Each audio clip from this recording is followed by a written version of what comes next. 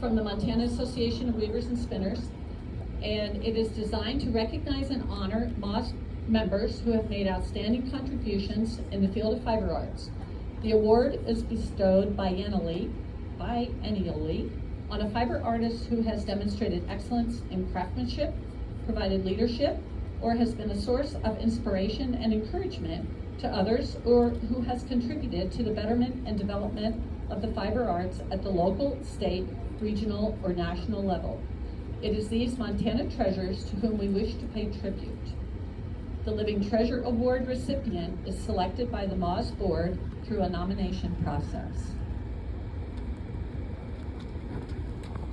We have a number of living treasures in the audience tonight, and I would ask those of you who were inducted previously to please stand up.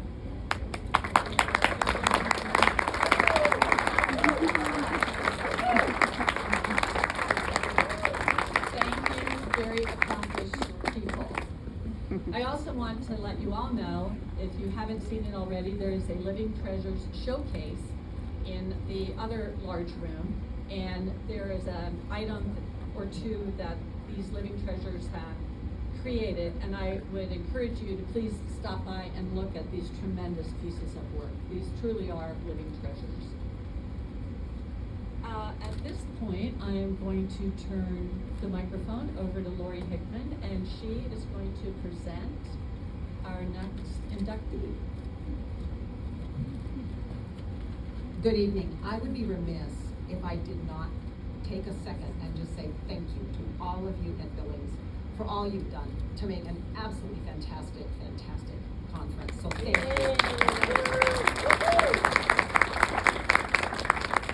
Now, I stood at the dining table for 8 hours today, and excuse my using my cheat sheet, but I'm at least standing up straight now, so that's a good thing. It is such an honor to announce a new living treasure for the state of Montana. This humble, quiet, unassuming woman has absolutely made such an impact on the fiber arts in Montana that it makes me shiver. She made a huge impact on me, and I will tell you that story at the end. I don't think she even knows it, but this particular lady is creative. She is curious. She doesn't just stop at learning. She is constantly trying to learn new fiber techniques, new ways to express herself, and to let us see that expression in fiber. And it has been so meaningful. She started weaving in Tennessee in 1988, and then ended up, by the way, she was teaching at the time. So, you know, teaching, learning, weaving, that's a huge thing to be able to do both of those, but she embraced it. Since that time, she has embraced spinning, weaving, and knitting, and she is equally excellent at all of them. She has been in the Bozeman Weavers Guild for 21 years. She's served as president. She has served on MAWS. She has served on MWAG on boards. So she has given a lot back to our community. She is published in the magazine Spin-Off with a sweater pattern that she created herself. She never stops learning, and she never stops sharing. When I think of this woman, the word inspiration comes to mind. I just said that she's an inspired weaver with her creativity. Well, she's also inspired as a teacher. She has taught workshops on the state level. She has taught workshops on our local level. She, at one point in her life, owned a yarn store. And then when she no longer owned that store, she worked in a yarn store. And as a baby weaver myself, which I knew nothing about what I was doing, I would go in and I'd have this project in mind. And I would make sure I went on the day this woman was working because I wanted her advice.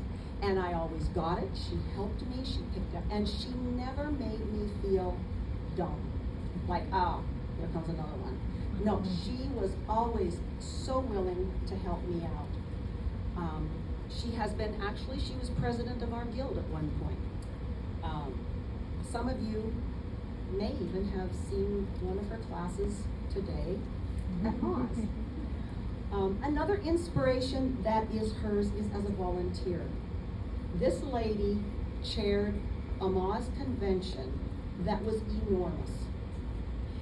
And when I say to her, oh, it was such a great conference, she says, I had a good team. She doesn't take credit for that. She gives it to everybody else. And while planning this conference, and all these people working on it for her conference, she wove off 13 towels and gave us each one off the same warp. Now that was pretty darn cool.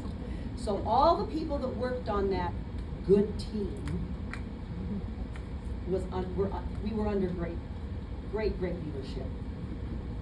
She is a founding member of Fibershed. She did a presentation in Bozeman. It was a day-long event with a fashion show, panels of speakers, vendors, demos, called Farm to Fashion, where the use of wool from farm put into fashion was displayed in the fashion show. Whenever something needs to be done, this woman not only steps up, she steps up with a smile. And she does it, she offers herself, and she helps us. Now I have to tell you my story, because before COVID, I didn't really know what I was doing. I had never warped a loom. I sort of messed around with some threads on the weft, but I'd never warped one. And she gave a little session for us on intuitive warping. Not only did she give the session, she brought an enormous box of her yarns, all colors, and let us pick our yarns. And then she sent the yarns home with us, even though I had a quarter of that warp done. 2 weeks later, we shut down for COVID. Now, Lori, the baby weaver, who doesn't know what she's doing, has this quarter of a warp done. And I thought, all right, this is it. I got this information, I'm gonna use it, and I'm gonna make something. And I made 3 towels off of the warp with her yarn that she gave us. And after that, I proceeded to make 4 sets of towels, 4 sets of towels, like 5 each. And I learned a lot off of that information that she was so willing to give us. So I owe her a ton. And so I turn over to you. I let her talent and her personality and her giftedness speak for itself, and I give you Barb French.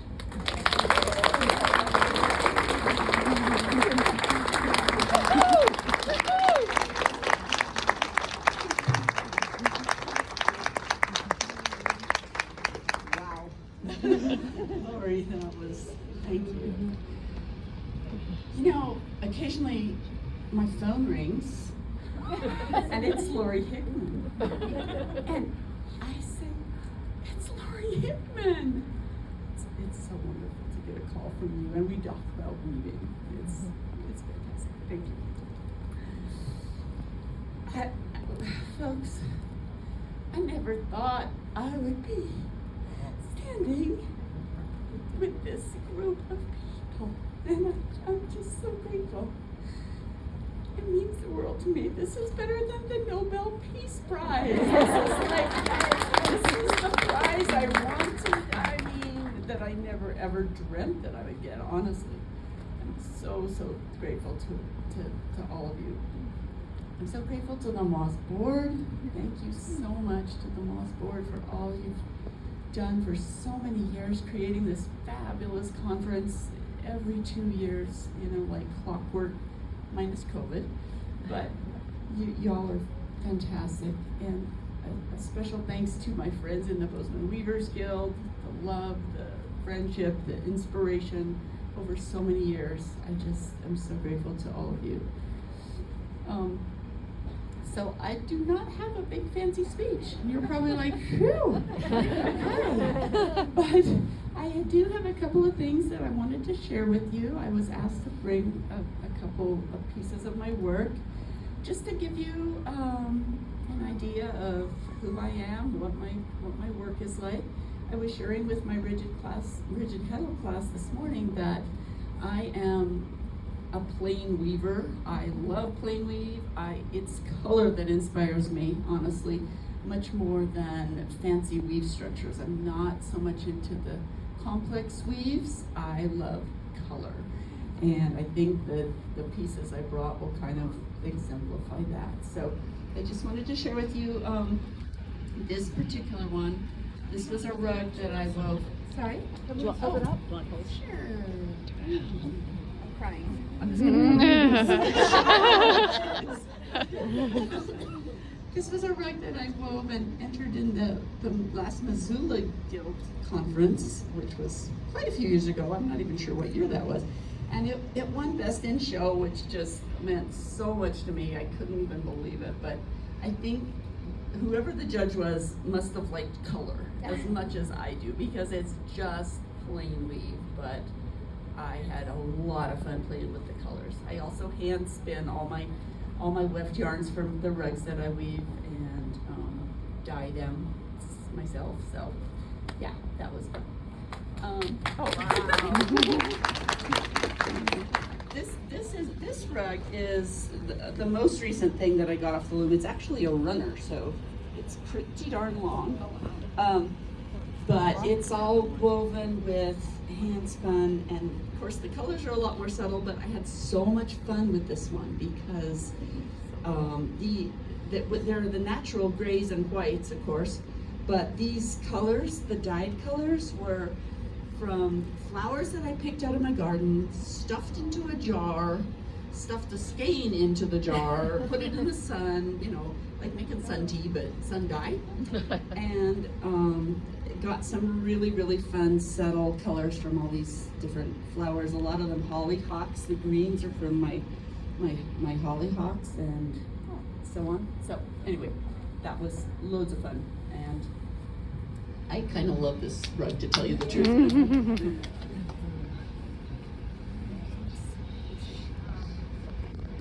I also have always loved rigid heddle weaving, so I just brought a few rigid heddle pieces. I love weaving these shawls and wraps out of self-striping yarn, which you can get some really fun plaid effects just with very little work. This is for lazy weavers, by the way.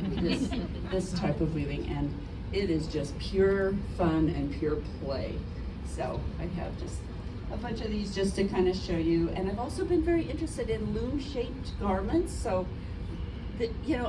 loom-shaped garments meaning a garment that you create with just square pieces from off of the loom. So there's very little waste involved, and I really like that idea too, that you can use every bit of your piece, or every bit of your weaving. Nothing goes to waste. This is just one panel, cut in two, and sewed into a poncho. I think it's called a kemito, the actual name. Somebody can probably pronounce that way better than me. But anyway, they're fun to make and fun to wear. And then I'm also a knitter, as was mentioned, and a spinner. So these are two hand-spun sweaters that I have made. Of course, I'm kind of known in the Bozeman Guild as the pink lady. Yes, I do love pink and had a lot of fun spinning. And again, I just love mixing the colors. This was made, I think I bought 4 different skeins of colors, mixed them all together, both in the spinning and the knitting. That's just super fun for me. So, and this is the latest one that I made. I like the simple styles, the simple design. This was 4 different skeins. Katie, do you remember these? Oh, yeah. Bought these from the Red Fish Dye Ladies at the 2018 conference. 4 different colorways that I mixed all up in the spinning and mixed all up in the knitting. And it's just play. I play a lot. I am, not very serious, but have lots of fun. And again, thank you all so much for this honor.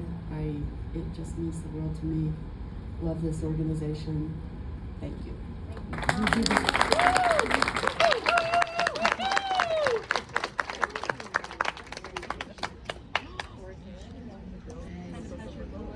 Oh, wow. This is a lovely creation with one of her famous That's nice. So, a project bag, since you have nothing to do. Sharon, say that over the mic.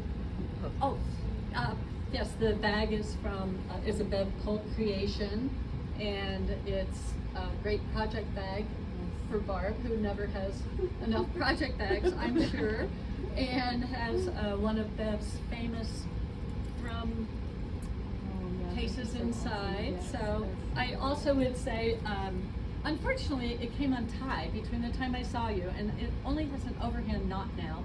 So you will have to go up to Bev, and she will teach you a new trick. So there you go, and you're welcome to exchange it for one that fits your colorway, which I love it. So thank you. Thank you.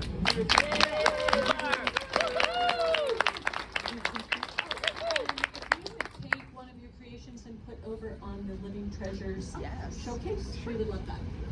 So, Barb. Yay! Heather or Linda, do you have anything else to say? Okay. Proud of her. Welcome to the club.